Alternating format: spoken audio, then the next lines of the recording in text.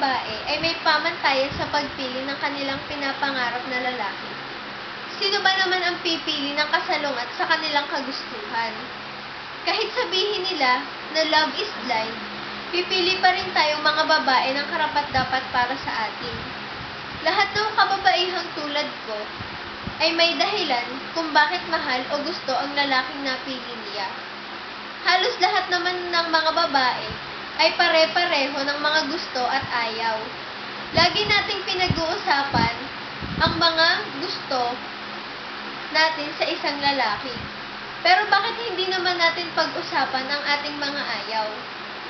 Unang-una na dyan, sa aking listahan, ang pagiging sinungaling ng mga lalaki. Dahil dyan, umuusbong ang kanilang pagiging manloloko at babaero. Ang pangalawa ay ang pagiging mayabang. Dahil paano mo nga naman siya mamahalin kung puro naman siya yabang sa katawan? Ayoko rin ng may bisyo. Dahil para sa akin, hindi ito magandang tingnan. At lalo na ang pagiging walang respeto dahil pakiramdam ko, wala siyang pagmamahal sa akin.